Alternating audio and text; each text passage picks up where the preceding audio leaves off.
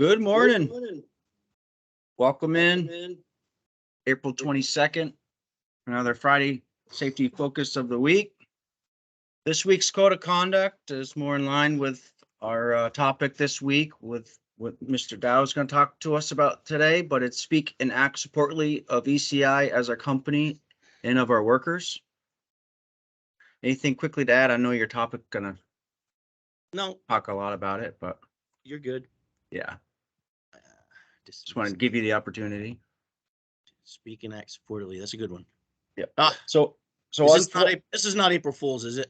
No, unfortunately, everybody, we did have our first injury of 2022, soft tissue related knee injury. It wasn't an unsafe condition, wasn't really an unsafe act. It's one of those unfortunate events that happens when we put a little bit too much weight on different parts of our bodies.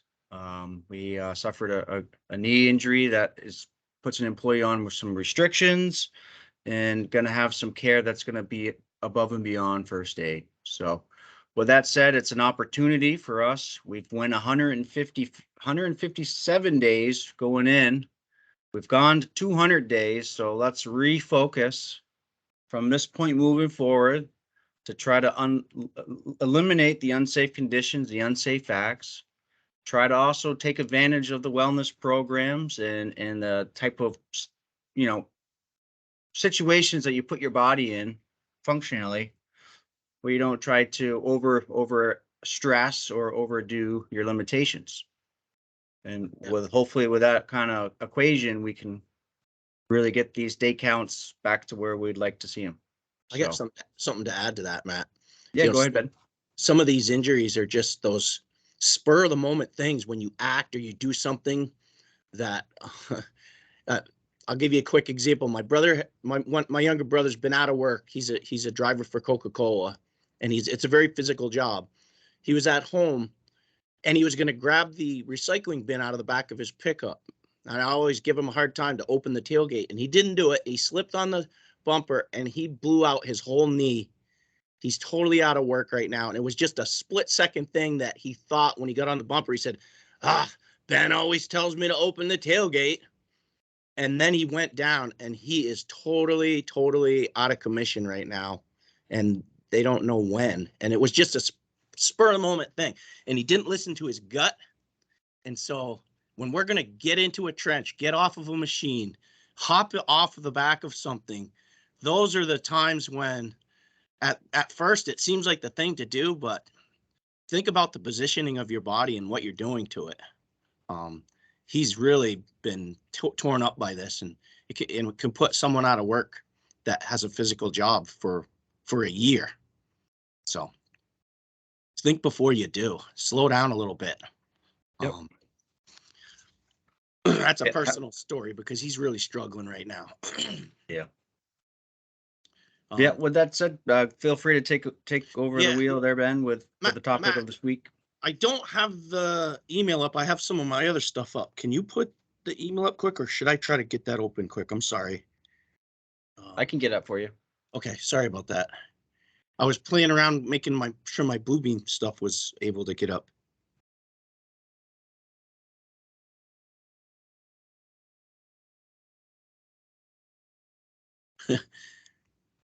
Sorry about the technical stuff, difficulty here. There we go. Thank you, Matt. Okay, so ECI is an equal opportunity employer. We have a policy. We're a compliant equal opportunity business. EEOC was established by the federal government in 1965, which is kind of cool because in 1965 was the first year of ECI. Contracts with federal aid requires that the contractor be EEO compliant. The program has been modified several times over the years since its inception, and it addresses different forms of discrimination and harassment. It applies to the recruitment and the hiring, but also the employee relations and the relationship that we have of the employer and the employees and the supervisors and how we conduct ourselves. As a company, we don't tolerate discrimination or harassment of any kind against any individual or protected group. We do have anti-harassment training, Matt, and that we're still doing with everyone when they come in. Is that correct? We're still doing that? Correct. Okay, so everybody's had the big, long anti-harassment training, which is good. We need to renew that annually. So we're going to figure out some new ways to get some of that reviewed in an appropriate way. I am the EEO officer. So if there's any complaints about harassment or any issues related to discrimination, please let me know. And I've got the tools, and I also have a lot of resources that I can draw upon with some of the civil rights people that I know from the state of Vermont. Specific EEO info and your rights as an employee, they are included in the posters that we put up. So I'm going to stop sharing if you can. Yep, all set. Can you see that? Yes, we can. So there's a lot of stuff to this, but one of the things on all of our state jobs and all of our jobs that we do that have federal funding require that we post the law. And everyone knows where the poster boards are on the job site, because that's where we go to look at our rates when it's a rated job, right? You know, that same poster board that you use for that, you'll always see this. I think all of us probably see this, but a lot of us probably have never read it, right? All the information's in there. It's a lot of information. It basically says what we've already stated, that we don't discriminate against, you know, race, color, sex, national origin, people with disabilities. We don't promote or allow retaliation against people when they make a complaint. Age, sex, all of these things that are in there, they make total common sense to everyone. And we know that that's the way we want to conduct ourselves. I don't want to go through and read this whole thing to you, because you guys all can read it yourselves. It all makes sense. But the one thing you do need to know that's required by all of our contracts is that you know where this is. So where is it? It's on our poster boards. It's up in the safety department. It's, if you come in the door from Larry Raymond Shopping to the back of this 98 Engineers building, it's on the left on the poster board. This information is there. I'm going to get it posted. Also, this poster on our, which channel is that, Matt, on Teams? The Foreman and supervisors Teams channel. We're going to post this up there. Be under files. Yep. And what happens when the civil rights compliance people come from the state or from the federal agency, they're going to ask you, is your company EEO compliant? Are they an equal opportunity? Are they an equal opportunity employer? Everyone, I want you to know, yes, we are. The obvious answer is yes. 1 out of 4 people that are surveyed in the field by the state of Vermont civil rights people, 1 out of 4 people says, huh? I don't know. And that freaks them out. And actually, I think some of us get the deer in the headlights and we're like, oh, I don't want to, oh, I'm not sure. I don't know. Well, when they answer no, I get a phone call. And that's really bad for us, because we're out of compliance on the federal job. And what happens is, if they really believe that we don't know, they can stop our job, because the federal funding requires that everyone on the job knows that we are, and we're committed to doing that. So anyone that's asked out there in the field, is ECI an equal opportunity employer? I want everyone to know the answer is yes. So this week, I'm going to ask some people when I see them, and I challenge any of you to ask your guys, is ECI an equal opportunity employer? If they don't answer yes, tell them we are, because this is going to happen coming up on our state jobs. And I've been told, and I've been talking with the people at Civil Rights, and that's the one question they're going to ask. They're going to come out to all of our jobs in the next 2 months, and they're going to ask as many employees as they can. And I told them my goal is that our employees say, yes, we do. and basically have a little bit of knowledge about what it is. It's just equal opportunities for people that are in those protected classes. That's all on the poster board. We have a written policy. You guys can come in and see it and view it anytime you want. There's a piece of it right here. I'm not going to go through it, but we have it.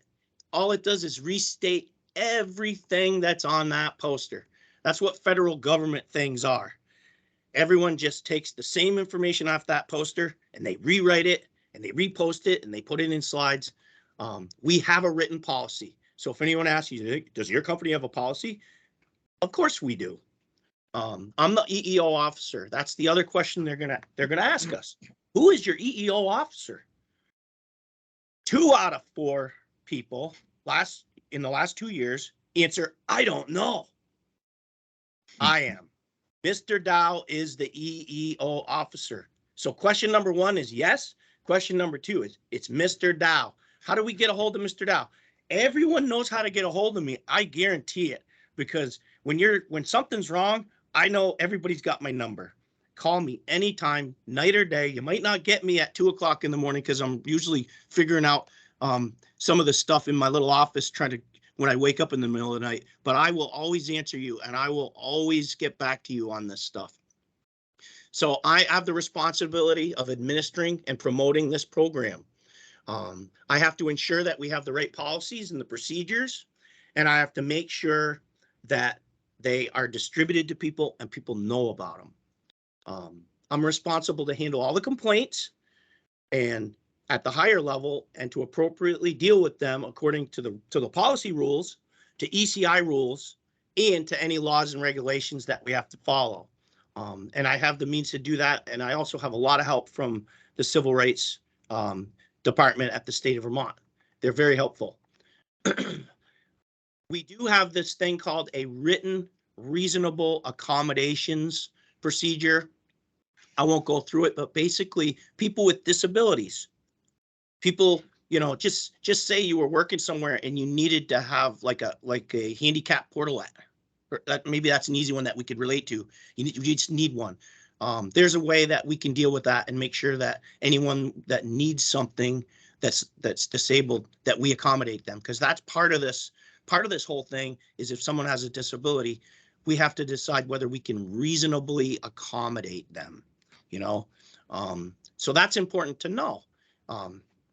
And we do that, and we do have a policy it's like 11 pages long and it's all governmentese, but we do have it. But that's good to know, because we've even done things, Matt, I think with some of the vehicles, like putting another example we've done is like steps in and out of trucks, handles, grab bars.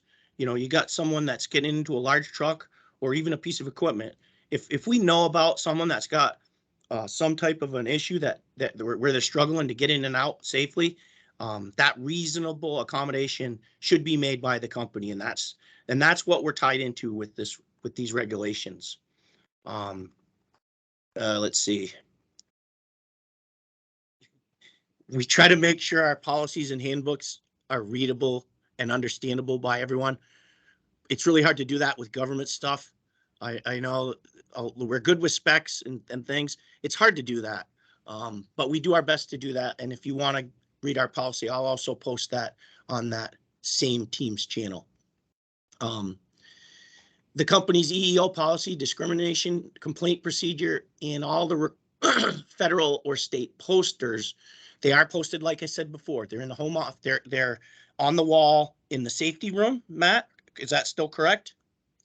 And then they're also on, I know here, they're on right inside the back door on the left as you come from where the AC paving shop is, or Larry's shop. We also have on our ads that when we're hiring people, at the bottom, it always says ECI is an equal opportunity employer. So that's another clue to the answer that you're going to say, yes, we do. I've seen it. I've seen some companies that actually put it on the back of their trucks. I'm not suggesting that, but I want to indent it in your head that we are an equal opportunity employer, if that's my only goal. So our employees are being made aware right now of our EEO program, which is another requirement that we do. And we do have a discrimination complaint procedure, which I have executed before when people felt discriminated against.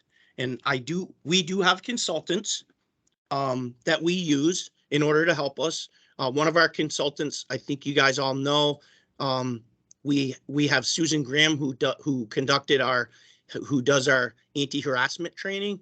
And I think everyone's probably seen her on the, I think it's all recorded. So all the new employees also know Susan without even meeting her, but she's a huge resource for us. So when we have a problem or an issue that comes up as a company, we've got a lot more horsepower than just me trying to figure out what to do. We want to do the right thing. ECI is really about integrity and doing the right thing. And especially with our culture and the way we want people treated, this ties well into it. And I enjoy this part of the job, to make sure that people are treated fairly. And I know that Ken and Scott also agree, because in our business, part of the special thing that we have is the way that we conduct ourselves in a professional way. And that's noticed by the people out there that we work with.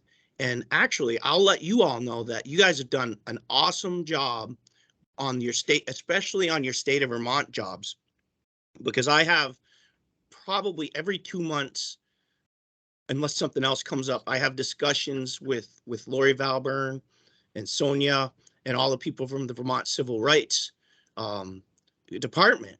And they call me and they tell me, hey, we've got a problem here, or we've got an issue. And they always qualify it with, ECI is one of the best companies that we have to represent this stuff. We really believe that your employees embrace this stuff, and they are truly good people.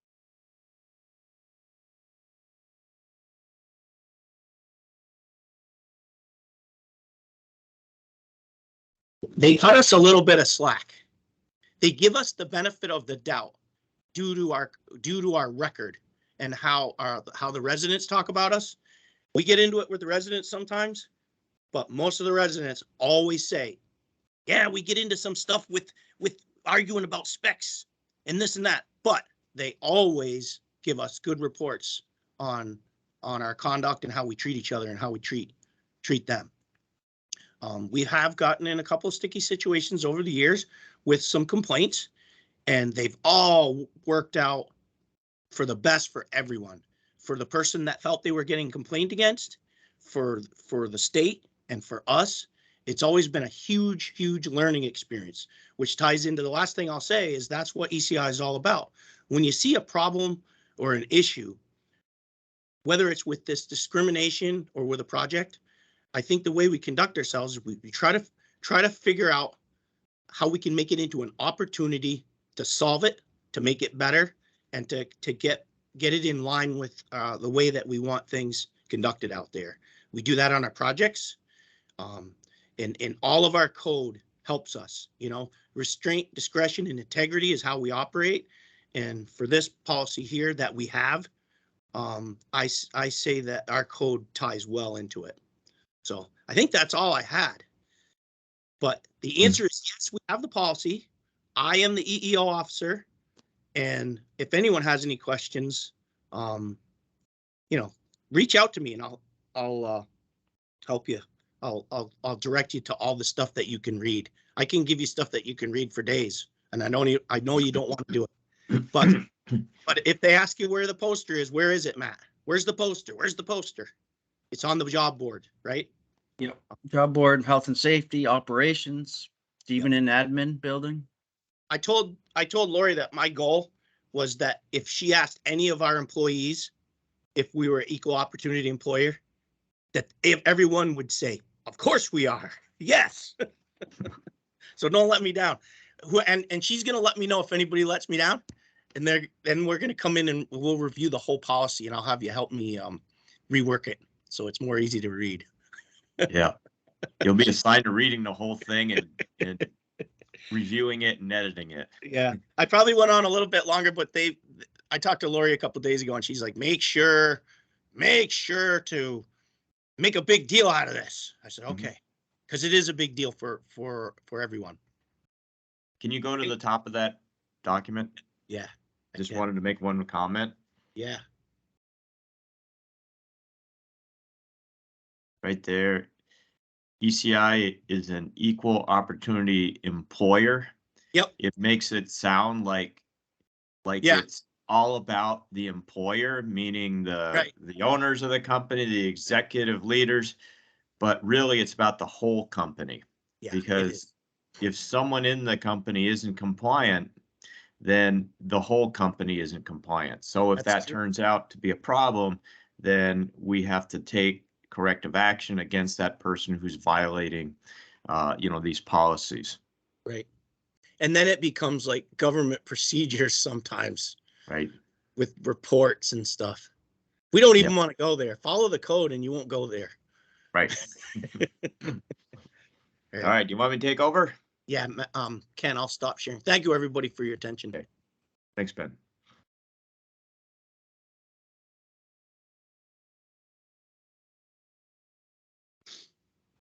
Okay, I think I got the right one I'm clicking on here.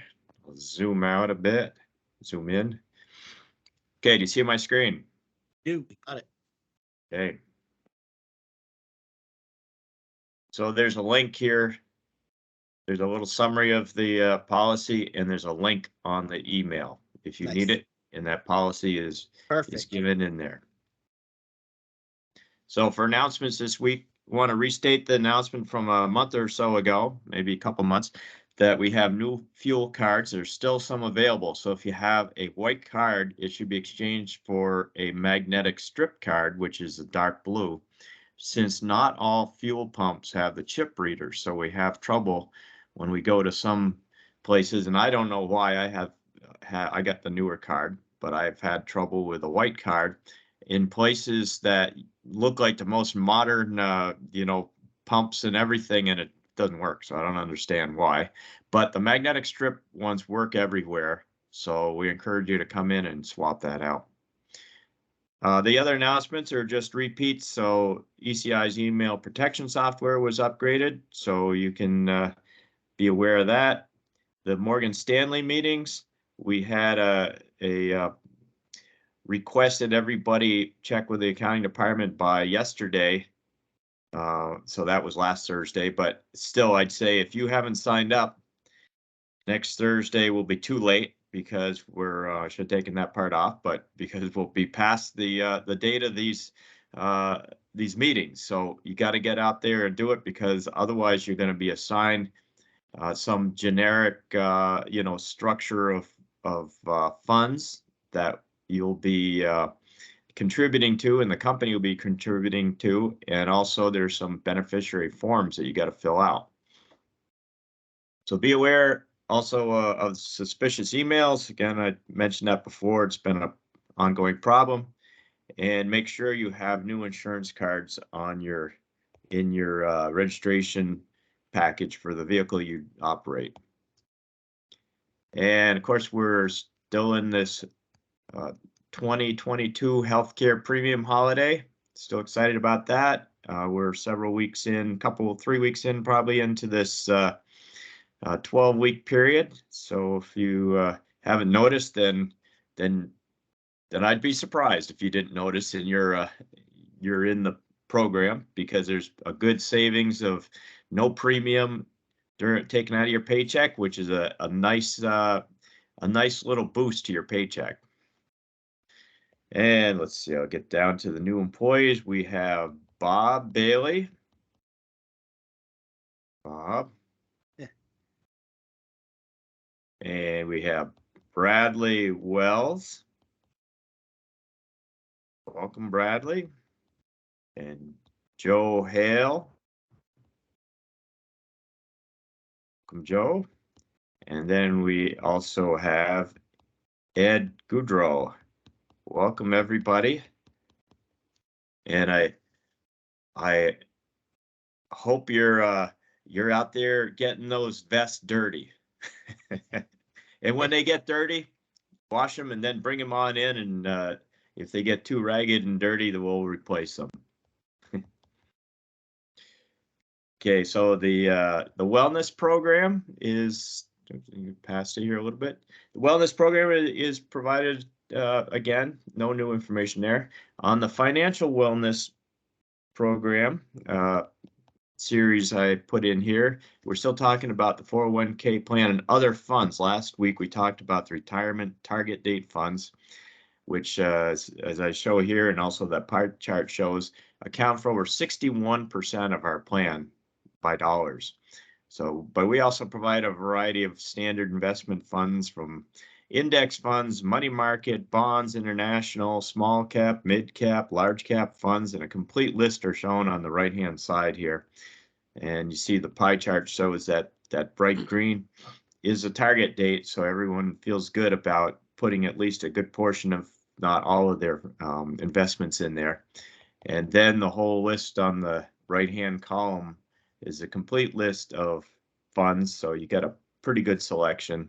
And we're always looking at those selections and reviewing them and looking at the parameters to make sure they're in performing as intended. And we do that as a committee, a trustee committee, every pretty much every quarter or every half year. So information on these funds can be found through the Newport Group portal, or by a simple Google of the fund. And as always, as they always say on all these investment things, be aware that past performance is no guarantee of future returns, right? Yeah. Yeah. So next week we'll talk a little bit about the criteria that we review as a trustees to feel good about all these investment funds. And just a little heads up, it's not always about how they perform as far as the return, because sometimes that's a bad sign if they're not supposed to be a good performer, or if they're supposed to be a mediocre performer with mediocre risk, and suddenly they're a high performer. That means there's something going on there. So we'll talk more about that next week. Yeah. And we have the weather outlook. It's beginning to look a little more like spring. I don't see any snow in the forecast this week, this coming week. That's good, huh? And the COVID policies, nothing's changed there. Industrial Lab, I don't know if there's anyone on who wants to talk about the project. If there is, speak up. Otherwise, I'll take it. I didn't get really a chance to coordinate because they were working nights earlier in the week. I got the information from Nathan here on the write-up and some of the photos, so I appreciate that. Mhm. So anyway, this is the Williston Road Industrial Ave intersection. This again is a V-Trans job, subject to all those EEOC and Civil Rights Department of V-Trans will be involved on that project. It is called, for contract name, it's the Williston STPM 5507S, and it's the 2022 season. We're in full swing now. So ECI returned to work after the winter shutdown on this multi-year widening intersection improvement project. Currently, we have completed the stormwater upgrade up to DI5, which is between the turning lanes coming off Industrial Ave. In the upcoming weeks, we will continue to progress the stormwater and underdrain up Industrial Ave, which will include a few nights to complete the stormwater roadway crossings. Once the stormwater is complete, we will need to complete the full depth reconstruction in the intersection. That sounds a little more tricky.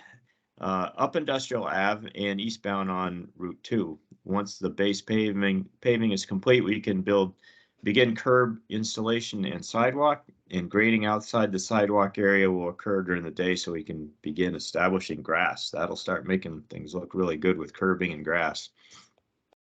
Also coming up for 2022, there's a signalization, curbing and sidewalk, final paving, completing the stormwater system, and construct the sand filter treatment system at Muddy Brook Embankment. Final line striping, including a greenway bike lane, just like there is further up towards Task Corners. There's a bus shelter, and of course, some of the landscaping. So we've got this front sheet of the drawings, which shows kind of the extent of the project. And there we go, all the way to Muddy Brook, almost down to Muddy Brook. That's where the town line is in on the left side and extends out Industrial Ave for until it looks like it's roughly about the SD Ireland entranceway, and then out the other direction for a few hundred feet as well on Route 2. I'll snap ahead here.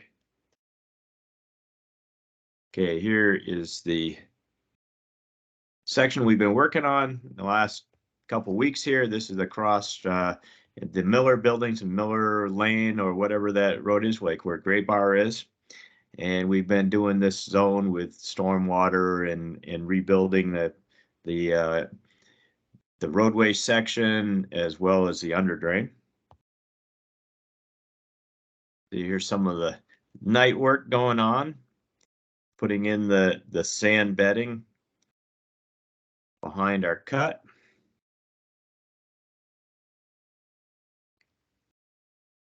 And this was taken by me as I was sitting at the intersection here back this winter when they were doing the auger bore for the conduit going underneath Route 2. Snow.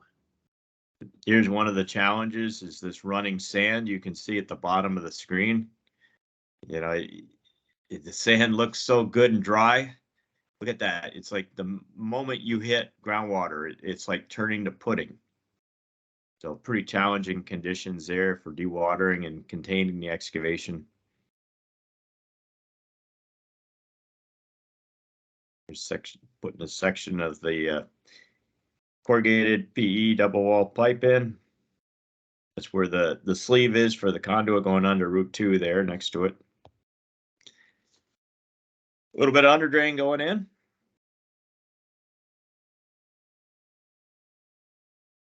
And this is some of the stormwater work, it looks like, with the trench boxes, using the 380 with the GPS. And there we are doing some more of the road section, including the underdrain.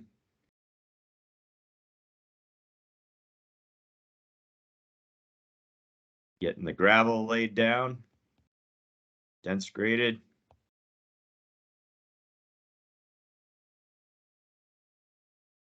And all these pictures from the nice sunny days. I guess there weren't any bad, crappy days out there. Yeah, right, huh? Right. Let's see here. Continue on. Trying to bring maybe a page down. I'll try that. No, it didn't work. And here we are putting one of the structures in, putting the piping up to it, through it, into it. Backfilling with stone around it. And here we are in the hole doing the auger bore for the utility sleeve, the conduits.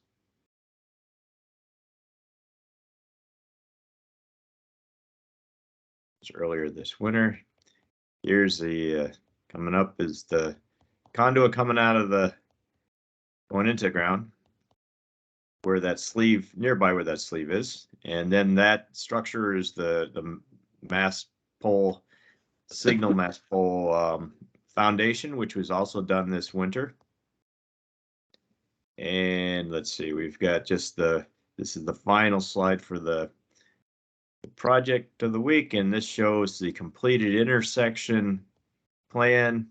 There's 3 lanes heading towards heading westbound. One turns onto Industrial Ave, the other 2 go straight down to Taft Corners, and then there's the 2 turning lane coming off Industrial Ave. So hopefully they'll be a lot smoother. I'm sure it'll be a lot smoother than it is right now because they were under construction.